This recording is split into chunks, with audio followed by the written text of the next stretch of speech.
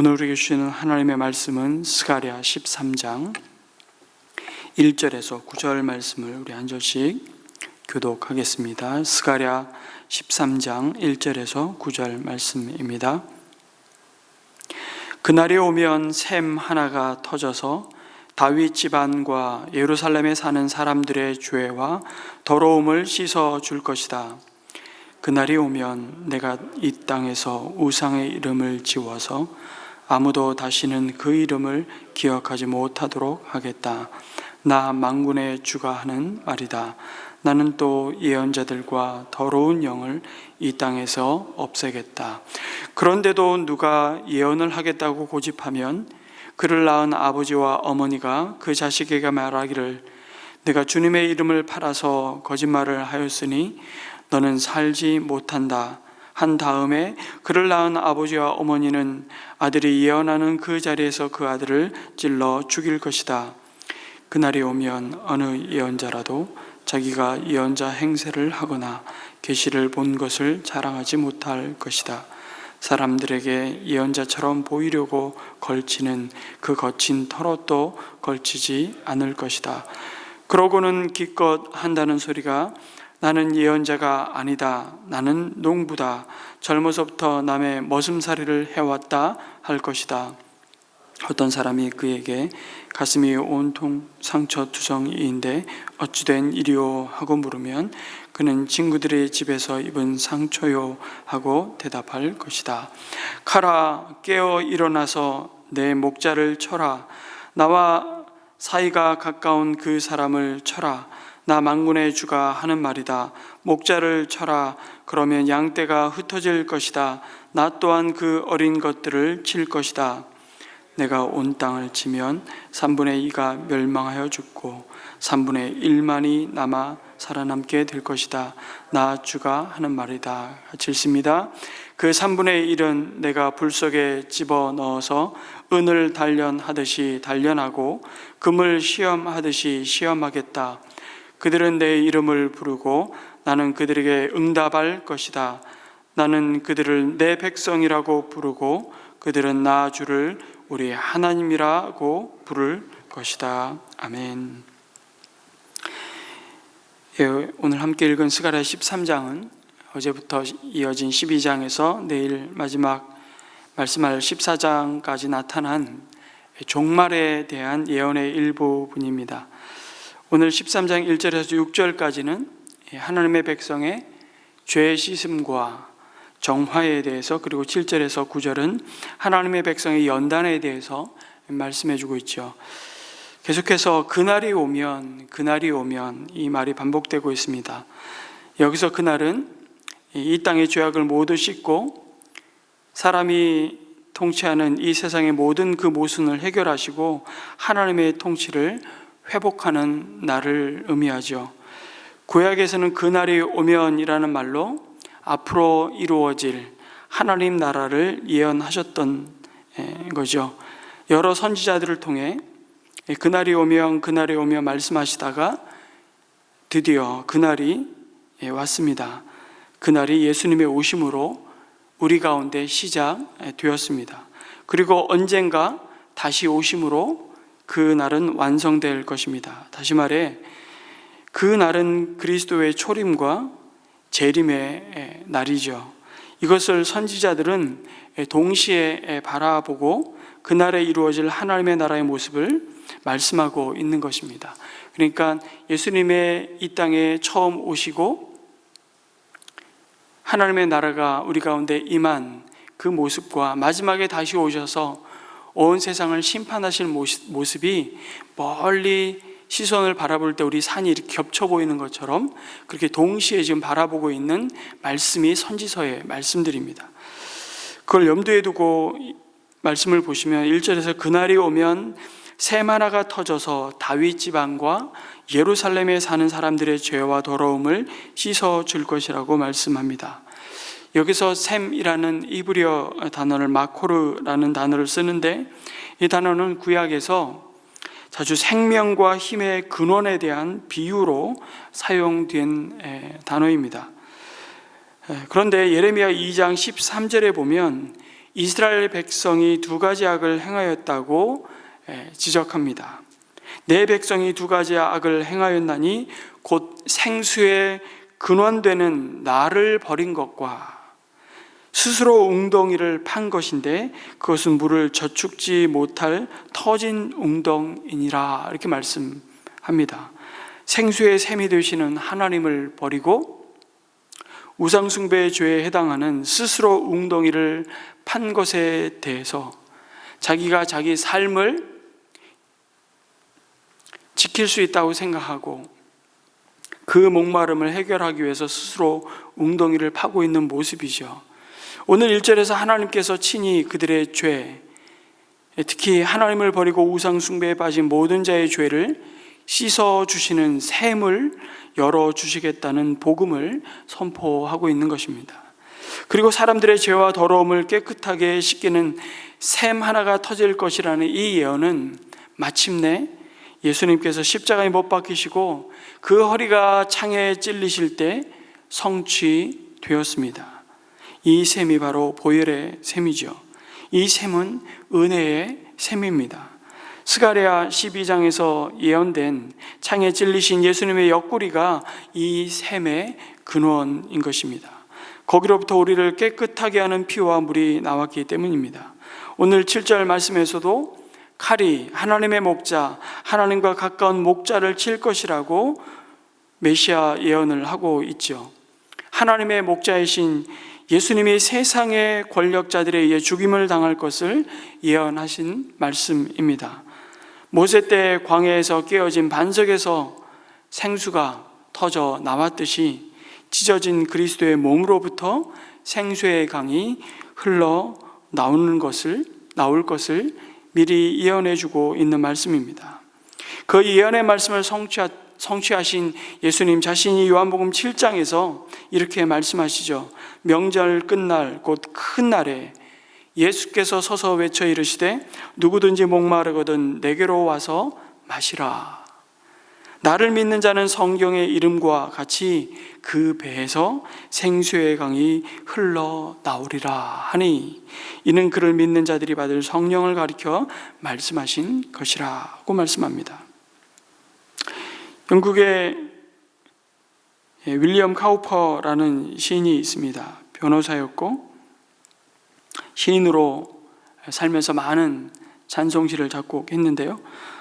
이번에 6살 때 어머니가 세상을 떠나 고아원에서 자라게 됩니다.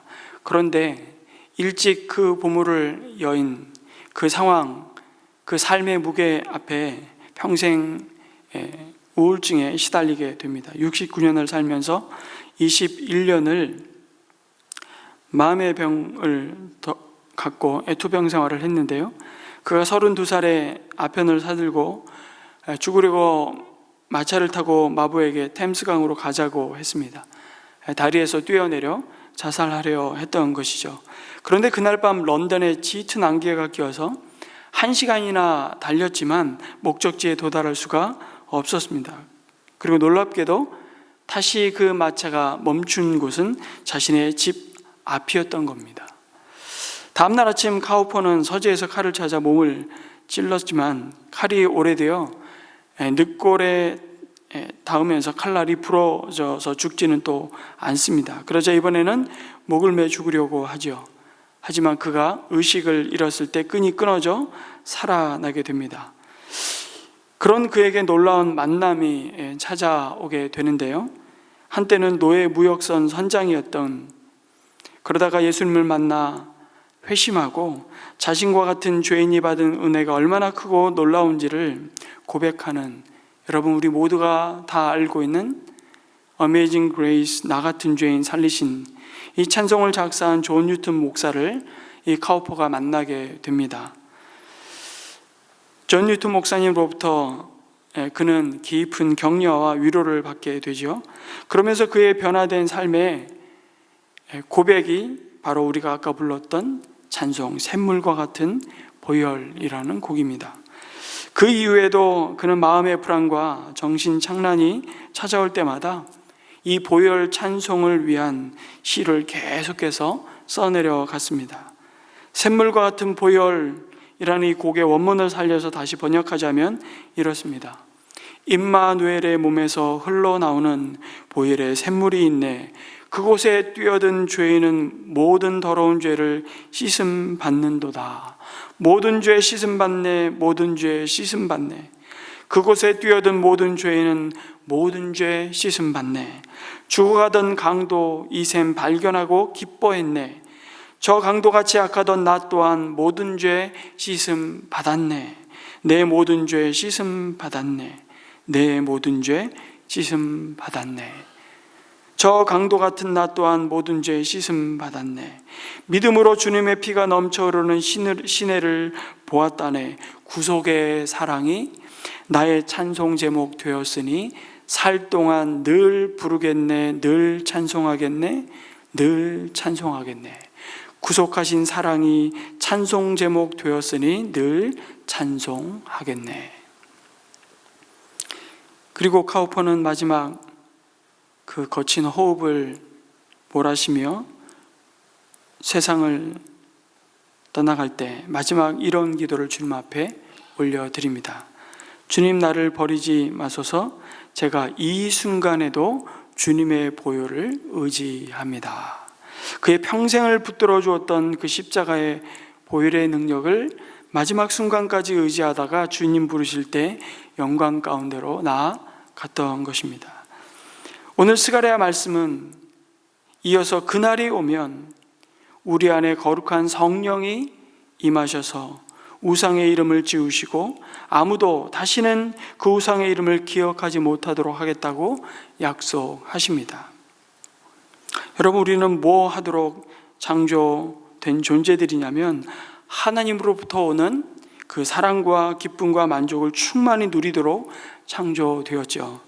하나님으로부터 오는 사랑과 기쁨과 그 만족이 우리에게로 충만히 흘러들게 되어 있는데 죄를 지음으로 인해서 이 관계가 딱 끊어져 버렸습니다. 그 관계가 끊어지다 보니까 하나님으로부터 오는 만족을 더 이상 경험할 수가 없게 된 것입니다. 더 이상 충만을 경험할 수가 없습니다. 그러다 보니 우리는 하나님 아닌 것에서 그 충만함을 경험하고 싶어지는 것입니다. 사람들이 왜 하나님을 버리고 우상을 만들겠습니까? 하나님께서 나의 욕구를 충족시키는 분이 아니라고 느끼기 때문이죠. 사실은 그렇지 않은데 사탄은 끊임없이 거짓과 속임수로 사람들의 눈과 귀를 어둡게 만들죠. 그리고 유혹합니다. 우리가 간절히 도움이 필요한데 하나님께서는 무관심한 것처럼 보이게 만듭니다. 그래서 사람들은 예측 불가능한 하나님보다 인과응보가 확실해 보이는 것들에 우리의 마음을 빼앗기게 만들죠. 그리고 우리의 마음이 끌립니다. 이것이 많은 우상이 생겨난 이유이고 거짓 예언자들이 여전히 지금도 사람들을 미혹하며 활동하는 이유이기도 합니다. 그래서 사람들로부터 인정받고 안정받고 자신의 삶을 자기가 통제할 수 있는 권력을 소유하고자 하나님보다 우리 자신을 마치 전지전능하게 만들어줄 것 같은 우리는 과학과 기술과 돈의 신을 섬기고 있습니다. 그것이 우상 숭배이죠. 아까 말씀드린 예레미야 2장 13절에서 보았듯이 물이 끊임없이 솟아나는 샘이 있는데 그것을 외면하고 물을 저장하지 못할 터진 웅덩이를 만드는 것과 같은 어리석은 일이라고 말씀하십니다. 그런데도 우리는 우리 스스로 그 우상에 이끌려 마치 결코 해결해 줄 수 없는 바닷물을 마시고 더 갈증으로 죽음을 향해 달려가고 있다는 겁니다. 우리가 하나님을 향한 갈망을 잃어버리면 결국 그 갈망의 빈자리는 자기를 위한 신을 만드는 갈망으로 가득 채워지는 것입니다. C.S. 루이스에게 가장 큰 영향력을 주었다고 말하는 영국의 기독교 변증가였던 체스터턴이라는 분이 이런 말을 했습니다. 우리가 하나님을 예배하기를 그칠 때 우리는 아무도 경배하고 있지 않은 것이 아니라 다른 어떤 것을 경배하고 있는 것이다. 참 굉장히 너무 중요한 지적이죠. 우리 삶에 하나님만이 채우실 수 있는 그 빈 공간에 끊임없이 우리는 우리 스스로가 만든 우상으로 만족과 기쁨과 참 행복을 얻으려고 할 때 얼마나 우리의 삶이 방황할 수밖에 없는 인생인지를 지적하는 말씀입니다. 그런데 스가랴는 그날이 오면 인간 스스로 해결할 수 없는 이 우상을 제거하시고 하나님께서 주시는 참된 자유와 기쁨과 행복을 회복해 하시겠다고 말씀하는 것입니다. 그리고 주님은 우리에게 말씀하시죠. 수고하고 무거운 짐진 자들아 다 내게로 오라. 내가 너희를 쉬게 하리라. 요한복음 4장 13절에서 14절에서도 스스로 인생의 그 갈증을 해결하고자 끊임없이 남편 5이 있었으나 지금의 남편도 내 남편이 아니라고 말씀하시는 그 사마리아 우물가에 정오의 물을 기르러 온 한 여인을 향해서 예수님이 주신 말씀이기도 합니다. 예수께서 대답하여 이르시되 이 물을 마시는 자마다 다시 목마르려니와 내가 주는 물을 마시는 자는 영원히 목마르지 아니하리니 내가 주는 물은 그 속에서 영생하도록 솟아나는 샘물이 되리라. 스가랴를 통해 그날이 오면 이어지는 말씀에 보니까 그래서 더 이상 거짓 예언자들이 사라질 것이다, 없을 것이다, 제거될 것이라 말씀하시죠. 거짓이 더 이상 통하지 않는 세상에 도래할 것이라고 약속하십니다. 거짓이 끊임없이 거짓을 낳는 악순환의 고리를 끊어버리시고 거짓 예언을 하는 자들이 하던 행세와 흔적들도 더 이상 감출 수 없이 드러나고야 말 것이라고 말씀합니다. 거짓은 절대로 영원할 수 없습니다. 하나님으로부터 받지 않았음에도 마치 하나님이 말씀하신 것처럼 말하던 그 거짓 예언자들도 더 이상 그들의 예언 행세를 자랑하지 못할 것이라고 말씀하십니다. 그럼에도 참 진리이신 예수님이 오셔서 우리를 모든 거짓으로부터 진리로 인도하셨는데도 여러분, 여전히 우리는 세상에 많은 거짓 가르침으로 사람들의 영혼을 훔치는 이단들이 횡행하는 시대를 살아가고 있습니다. 팡세라는 글을 쓴 파스칼은 이렇게 말합니다. 아니 도대체 왜 이렇게 가짜가 많은가? 그러면서 단순하게 그 질문에 이렇게 대답하죠. 진짜가 있기 때문이라고 말합니다. 맞습니다. 진짜가 있기 때문에 가짜를 끊임없이 만들어내는 우리의 마음이 어쩌면 우상 공장과 같다고 말할 수 있습니다. 오늘 거짓 예언자를 낳은 아버지와 어머니가 그 자식에게 말하기를 내가 주님의 이름을 팔아서 거짓말을 하였으니 너는 살지 못한다 라고 저주하죠. 그를 낳은 아버지와 어머니는 아들이 예언하는 그 자리에서 그 아들을 찔러 죽일 것이라고 아주 섬뜩한 예언을 합니다. 여러분, 거짓 예언자를 누가 가장 잘 알까요? 가장 가까이서 그를 지켜본 자들입니다. 그들이 부모이고 아내이고 자식인 것이죠. 진짜냐 가짜냐를 알려면 사실은 그 사람과 가장 가까이 있는 사람에게 물어보면 됩니다. 예언자가 거짓말쟁이라는 사실을 부모가 알고 아내가 알고 사실 자기 자신이 가장 잘 압니다. 여러분, 저의 진실성을 제일 잘 아는 사람은 누구일까요? 바로 정혜우, 제 처 아니겠습니까? 그래서 가까이 있는 사람에게 신뢰를 받는 것이 제일 중요합니다. 남편에게 인정받지 못하는 신앙인, 아내에게 인정받지 못하는 신앙인, 자식에게 인정받지 못하는 믿음이라면 우리는 진지하게 자신을 하나님 앞에 점검해 봐야 하는 것이죠. 자기가 자기를 스스로 속이고 또한 속고 있는지 말입니다. 하나님 앞에서 신앙생활이 아니라 사람 앞에서 종교생활하고 있지는 않는지 우리는 끊임없이 하나님의 말씀에 고울에 비추어 자신의 그 삶과 주님을 향한 그 믿음을 점검해 보아야 되는 것입니다. 그런 점에서 선지서의 말씀은 우리에게 깊은 도전을 끊임없이 줍니다. 마지막으로 스가랴 선지자는 주님의 목자가 죽임을 당할 때 주님의 양떼가 흩어질 것이라고, 하나님이 온 땅을 심판하실 때 3분의 2가 멸망하여 죽고 3분의 1만이 살아남게 될 것이라고 말씀하십니다. 이때 살아남은 3분의 1은 불 속에 집어넣어서 은과 금을 단련하듯이 그들의 믿음을 연단하여 더 온전히 하나님의 이름을 부르며 하나님의 백성이 될 것이라고 말씀하십니다. 오늘도 인생을 살아가면서 우리 앞에 크고 작은 시련들이 끊임없이 파도처럼 밀려 다가오죠. 그런데 이 시련 속에는 우리의 믿음을 깨끗게 하시고 우리의 믿음의 불순물을 끊임없이 제거해 가시는 하나님의 숨겨진 손길이 있다는 사실을 기억하라고 말씀합니다. 그리고 그 시련이 오히려 우리를 강건케 하시는 하나님의 목적이 숨어 있음을 꼭 기억하시기 바랍니다.